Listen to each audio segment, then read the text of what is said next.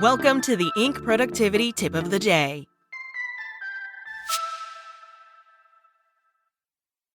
Today's tip: a Harvard happiness expert's 4-step method to kill worry and find some inner peace.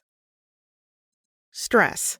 University of Texas researchers recently found can literally shrink your brain. And as any inveterate worrier will tell you, it also clouds your mind and robs you of your peace. Dealing with an endless chatter of worries and what-ifs in your brain is both exhausting and unpleasant. So given this physical and psychological toll, why are so many of us prone to anxiety? That's the subject of a recent Atlantic article by Harvard happiness expert Arthur Brooks. In it, he explains why so many of us tend toward anxiety, from biological differences in how our brains process neurotransmitters to common superstitious beliefs about the utility of worrying. You might feel that fretting about the bad thing makes it less likely to happen, but that's just not true. The whole article is well worth a read if you tend toward worry, but Brooks's biggest practical takeaway is a simple but powerful 4-part plan to finally kill your constant worry and bring some calm to your brain.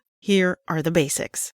1. Write down your worries. Anxiety, of which worry is a component, is essentially just unfocused fear. Without a true focus, fear is a phantasm that you will struggle to deal with adequately. Much better to focus the fear by articulating it to yourself. You can do this by making a list. When you are worried about a bunch of things, take a sheet of paper and write down the 5 that you're most anxious about, Brooks suggests. As you might expect from an Ivy League expert, his recommendation is seconded by a ton of research, all of which shows that dumping the anxious chatter in our heads out onto paper or screen is one of the most effective ways to quiet it.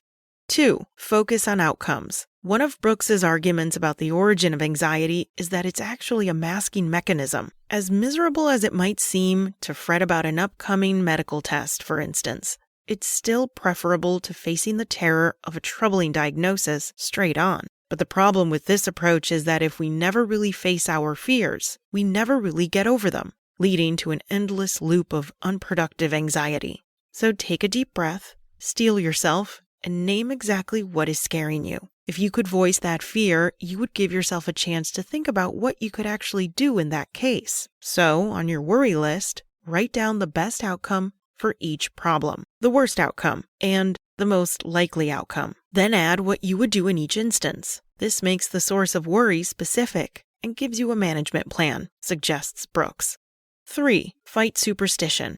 Repeat after me. Worrying does not make you safer. Fretting has no impact at all on the outcome of events. Going over and over the same worries does not give you any insight or provide a plan of action. Now do it again and again until you actually start to believe it. Or as Brooks puts it, give up the magical thinking that if you torture yourself enough about some uncertainty, you will somehow improve the situation. 4.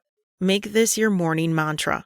Giving up a lifetime's worth of anxious thinking is, of course, easier said than done. But Brooks has another suggestion beyond reminding yourself that worrying is useless. When you wake up in the morning, declare your intention to stop spending time this way. Here's what I say. I don't know what this day will bring, but I am alive to experience it and will not waste it worrying about things I cannot control.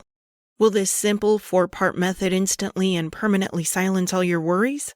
That's unlikely, but Brooks thinks it's a good start. If you like other science-backed tricks and techniques to complement his plan, there are plenty out there. Breathing exercises and focusing on your senses can help in moments of heightened anxiety. Exercise releases chemicals that act like the body's own anti-anxiety medication. And research suggests that asking yourself what advice other people would give you about your problems helps you get out of your own way. Finally, many experts suggest setting aside designated time for worry and refusing to entertain anxiety during other times of the day. Mix and match whichever combination of these tricks works best for you. But just remember that you are not stuck with your noisy, fearful brain. Science shows that while some of us are more prone to anxiety than others, a solid action plan can give even the biggest worrywarts a whole lot more peace of mind.